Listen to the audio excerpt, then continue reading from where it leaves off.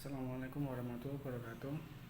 Hadirin yang saya hormati, dalam kesempatan yang bahagia ini, marilah kita bersyukur kepada Allah Subhanahu wa taala atas segala nikmat serta hidayahnya yang telah dicurahkan kepada kita semua, sehingga dalam kesempatan kali ini kita bisa berkumpul lagi dalam proses pembelajaran, walaupun pada saat ini masih menggunakan sistem online, yaitu tidak seperti yang pada umumnya dengan tatap muka. Kita sekarang menggunakan media online ya, atau WA aja. Lalu sebelum memulai presentasi kali ini, saya nama Muhammad Aditya dengan NIM 5219011. Kali ini akan membahas mengenai tema yang berjudul Pemikiran Filsafat Pendidikan Islam Perspektif Hasan Langulung. Lalu kemudian sebelum membahas mengenai tokoh ini, kenapa saya mengambil judul ini? Karena sebenarnya saya itu kebagian dalam judulnya itu Mbah Gendon yang ada di PSSI. Saya cari sumbernya itu tidak ketemu. Lalu saya mengambil tokoh ini, saya mencari buku yang ada, dan kayaknya saya bisa membuat makalah ini ya semampu saya. Lalu sebelum membuka presentasi kali ini, saya ingin mengenalkan atau mengucapkan banyak terima kasih kepada Pak Dr. Sugeng Solahuddin yang telah berkenan hadir dalam proses tatap muka ini, dan teman-teman yang sekiranya hadir dalam presentasi atau dalam diskusi makalah saya kali ini. Langsung saja ya. Ini pada presentasi kali ini saya menggunakan makalah dan buku yang ada di perpustakaan ya. Ini walaupun bukunya terbatas, ini saya alhamdulillah mampu bisa membuat makalah ini dengan sebaik mungkin, walaupun tidak ya terlalu banyak, hanya 20 halaman saja. Sebenarnya Pak Hasan, sebenarnya itu Pak Dr. Sugeng Solahuddin itu hanya menyarankan kita tuh disuruh membuat hanya 15 halaman saja. Lalu langsung saja ya, saya akan mempresentasikan makalah saya. Yang pertama itu adalah filsafat pendidikan Islam. Kita mulai saja. Filsafat pendidikan Islam itu apa? Jadi secara harfiah, filsafat berasal dari kata philo yang berarti cinta, dan kata sophos yang berarti ilmu atau hikmah. Sedangkan menurut Purwanto, ini mengutip dari bukunya Harun Nasution, dalam bukunya mengungkapkan bahwa filsafat atau filsafat ini berasal dari kata Arab falsafah, dari falsafah yang berasal dari bahasa Yunani, yaitu filosofia atau philos yang berarti cinta atau suka, dan sophia berarti pengetahuan. Jadi kalau kita jabarkan secara luas, ini kata filsafat banyak terpakai dalam bahasa Indonesia, dan ini dijelaskan pula oleh Harun Nasution bahwa beliau mengatakan filsafat berasal dari bahasa Arab, yaitu falsafah dengan wazan atau timbangan, falalah, dan filal. Kalimat isim atau kata benda dari kata falsafah ini adalah falsafah dan filal. Kalimat isim atau kata benda dari kata falsafah ini adalah falsafah dan filsaf.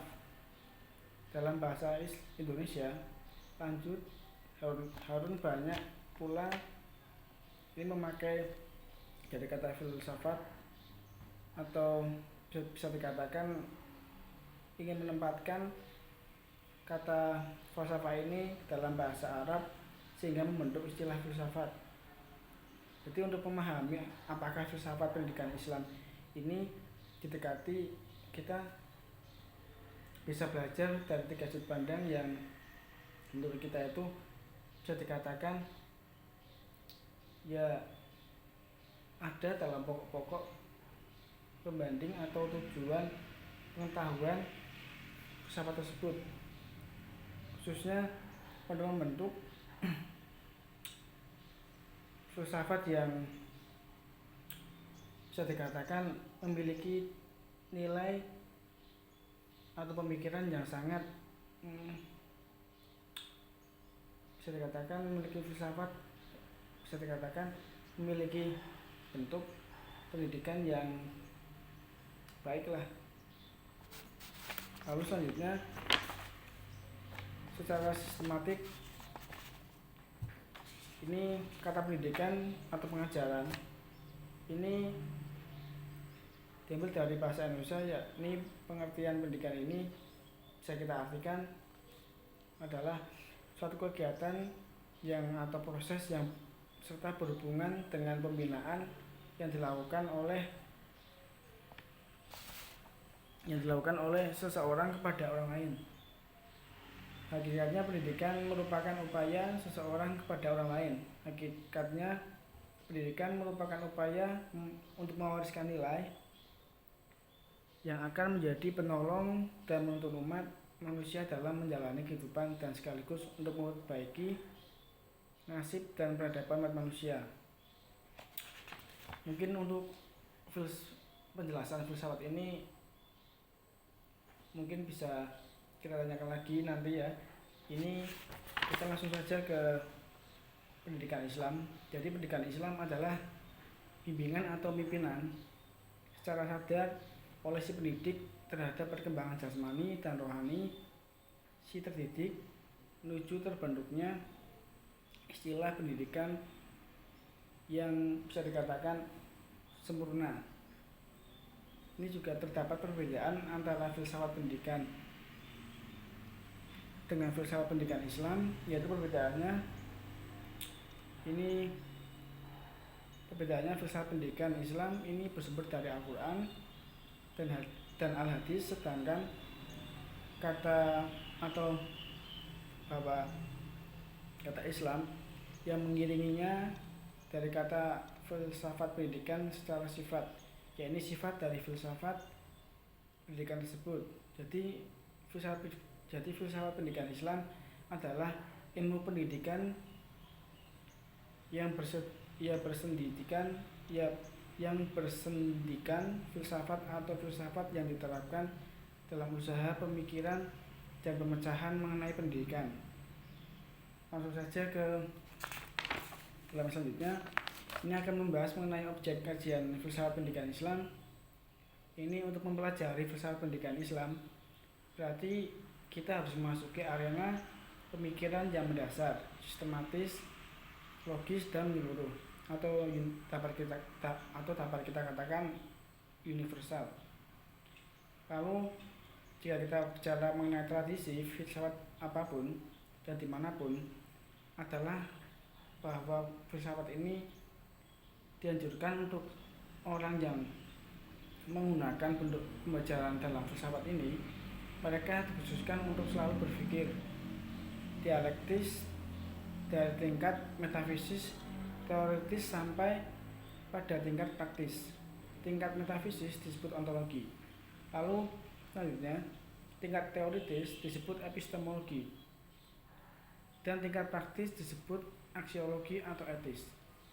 Jika kita terapkan pada kegiatan pendidikan, aspek ontologi berkaitan dengan keberadaan manusia, yakni berupa pandangan hidup atau manusia sebagai pelaku utama pendidikan. Lalu selanjutnya kita akan membahas mengenai metode pengembangan filsafat pendidikan Islam. Ini kita langsung saja.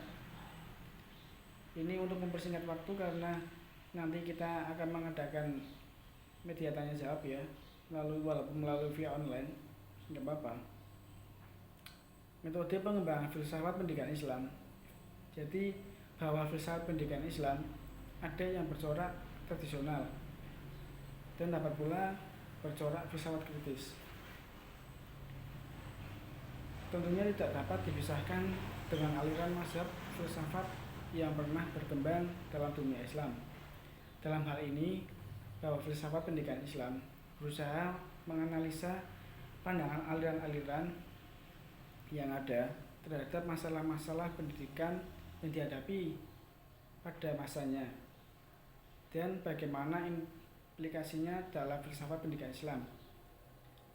Lalu mengenai bentuk metode pengembangan filsafat pendidikan Islam biasanya memerlukan 4 hal, seperti bahan-bahan yang akan digunakan dalam pengembangan filsafat. Lalu yang kedua, metode pencarian bahan. Lalu yang ketiga, metode pembahasan. Lalu yang keempat, ini memasuki zona pendekatan.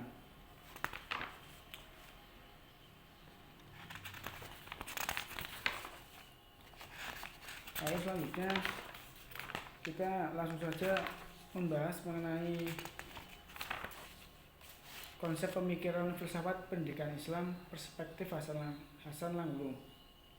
Ini kita bicara mengenai biografinya beliau ya, bahwa Hasan Langhulung ini lahir di Rampang, Sulawesi Selatan pada tanggal 16 Oktober 1934 dari pasangan ayah Tan Rasulullah dan ibunya Siti Aminah. Nama Langhulung sebenarnya adalah sebutan yang diberikan oleh Petaraja di Makassar kepada bapaknya. Ini Langhulung mendapatkan pendidikan dasarnya di tempat kelahirannya, dimulai dari sekolah rakyat, sekarang setaraf dengan sekolah dasar di Lampang, Sulawesi Selatan. Kemudian beliau melanjutkan ke jenjang pendidikan di sekolah menengah Islam dan sekolah guru Islam di Makassar sejak tahun 1959 sampai tahun 1952, serta menempuh bahasa Inggris di Ujung Pandang, Makassar. Kemudian Langhulung melanjutkan pendidikannya di pesantren Persatuan Islam Persis, Bangil, Jawa Timur, bawah pimpinan Kiai Ahmad Hasan. Ini beliau dalam menempuh perjalanan pendidikan ini sangat luar biasa, karena selain beliau menempuh pendidikan, beliau juga mengembangkan karya-karyanya yang mungkin bisa kita lihat bahwa karya-karya beliau ini yang menghasilkan banyak puluhan karya yang khususnya disebarluaskan di daerah Melayu, serta beliau juga membuat artikel di salah satu negara, yaitu di negara Arab.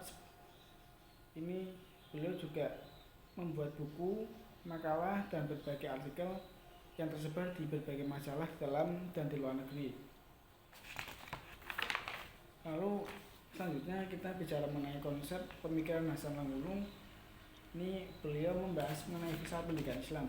Bahwa filsafat pendidikan Islam ini bersumber dari falsafah hidup Islam, bahwa falsafah hidup Islam ini mencakup kebenaran yang bersifat spekulatif dan praktikal, yang dapat menolong untuk menafsirkan tentang manusia, sifat-sifatnya, nasib, lalu kesudahannya, dan keseluruhan hakikat yang didasarkan atas prinsip-prinsip awal atau tertinggi. Lalu jika kita lihat mengenai prinsip-prinsip dasar Islam yang dikembangkan oleh Hasan Langhulung ini, yang pertama adalah beliau ingin mengkaji mengenai kejadian manusia menurut pandangan Islam dan tujuan hidupnya. Lalu yang kedua, sifat-sifat semula jadi manusia yang merupakan sebagian sifat-sifat Tuhan. Lalu yang ketiga, keadaan amanah dan khalifah manusia di atas bumi ini. Lalu yang keempat, perjanjian antara Tuhan dan umat manusia. Lalu selanjutnya kita akan bicara mengenai pengertian pendidikan Islam. Menurut Hasan Langhulung, secara istilah pendidikan yang dalam bahasa Inggris adalah education. Ini berasal dari bahasa Latin, yaitu educare, yang berarti memasukkan sesuatu atau barangkali memasukkan ilmu ke kepala seseorang. Dalam hal ini menurut beliau ada 3 hal yang terlibat, yaitu ilmu dapat kita dapatkan dengan proses memasukkan ke kepala orang. Jadi ilmu itu memang masuk ke kepala seseorang dalam makna yang lebih luas. Jadi Hasanul Wulung ingin mengartikan pendidikan sebagai usaha memindahkan nilai-nilai kebudayaan kepada setiap individu dalam masyarakat. Dengan kata lain, Hasanul Wulung juga mengatakan bahwa pendidikan suatu tindakan yang diambil oleh masyarakat. Ini menimbulkan kebudayaan atau peradaban untuk memelihara kelanjutan hidupnya. Hasanul Wulung juga menegaskan bahwa pendidikan merupakan sebuah proses untuk mengubah dan memindahkan nilai-nilai kebudayaan kepada setiap individu masyarakat melalui berbagai proses. Proses pemindahan tersebut ialah berbentuk pengajaran, latihan, dan indoktrinasi. Atau pemindahan nilai-nilai melalui pengajaran ialah yang berbentuk suatu pengetahuan yang dilimpahkan oleh individu kepada individu lain. Lalu selanjutnya kita akan bicara mengenai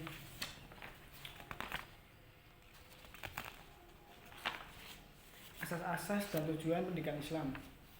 Sebagai aktivitas yang bergerak dalam proses pembinaan kepribadian Muslim, maka pendidikan Islam memerlukan asas atau dasar yang dijanjikan landasan kerja. Dengan dasar ini akan memberikan arah bagi pelaksanaan pendidikan yang telah diprogramkan. Dalam konteks ini, dasar yang menjadi acuan pendidikan Islam hendaknya merupakan sumber nilai, kebenaran, dan kekuatan yang dapat menghantarkan peserta didik ke arah pencapaian pendidikan yang lebih baik.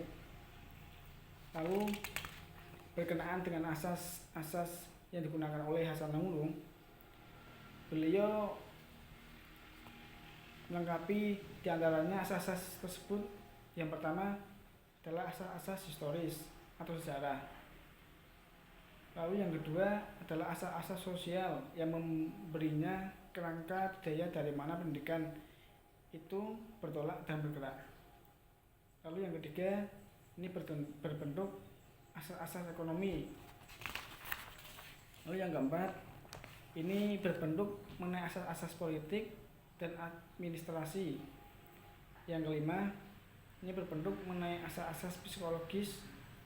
Lalu yang keenam berbentuk asas-asas filsafat yang dapat dikembangkan oleh diri individu untuk proses pengontrolan diri dan kemampuan yang lebih baik. Lalu selanjutnya mengenai kurikulum pendidikan Islam. Jadi Hasanul Wulung dalam membahas kurikulum pendidikan Islam, beliau memberikan definisi seperti pendapat Al-Syaibani, yaitu 30 kurikulum adalah sejumlah pengalaman pendidikan. Ini diantaranya ada kebudayaan, sosial, dan olahraga, serta kesenian yang disediakan oleh sekolah, baik di dalam maupun di luar sekolah, dengan maksud untuk menolong perkembangan secara menyeluruh dan merubah tingkah laku mereka sesuai dengan tujuan pendidikan dari definisi di atas. Lalu Hasanul Wulung berkesimpulan bahwa kurikulum mempunyai 4 unsur utama, yaitu yang pertama tujuan yang ingin dicapai oleh pendidik, yaitu orang yang bagaimana yang ingin dibentuk melalui kurikulum. Lalu yang kedua adalah pengetahuan atau informasi dan data aktivitas serta pengalaman. Lalu yang ketiga metode dan cara mengajar. Ini biasanya dipakai oleh guru untuk mendorong murid belajar dan membawa mereka ke arah yang dikehendaki oleh kurikulum tersebut. Lalu kita akan bicara mengenai pendekatan dalam pendidikan Islam. Ini Hasanul Wulung menyimpulkan tentang pendekatan dalam pendidikan Islam yang terbagi dalam tiga pendekatan Hasanul Wulung. Bahwa pendekatan pertama ini menganggap pendidikan sebagai pengembangan potensi. Lalu yang kedua pendekatan kedua ini cenderung melihatnya sebagai pewarisan budaya. Lalu yang ketiga, pendekatan ketiga ini menganggapnya sebagai interaksi antara potensi dan budaya. Lalu selanjutnya evaluasi pendidikan Islam. Mas Langgulung menjelaskan bahwa evaluasi berhubungan erat dengan tujuan pendidikan Islam itu sendiri. Penilaian berusaha untuk menentukan apakah tujuan pendidikan itu sudah tercapai atau tidak. Ini juga menyoroti pada evaluasi serta pengembangan diri yang ada di sekolah-sekolah masing-masing tersebut. Ini murid-murid untuk bisa secara objektif, artinya penilaian yang hanya menilai pencapaian murid-murid saja dalam kelas. Lalu selanjutnya itu adalah kesimpulannya. Jadi pada kali ini mengenai makalah yang saya buat, kesimpulannya adalah bahwa filsafat pendidikan Islam merupakan pandangan dasar tentang pendidikan yang bersumber dari ajaran Islam. Sedangkan orientasi pemikiran dan pengembangan diarahkan untuk tidak menyimpang dari ajaran Islam.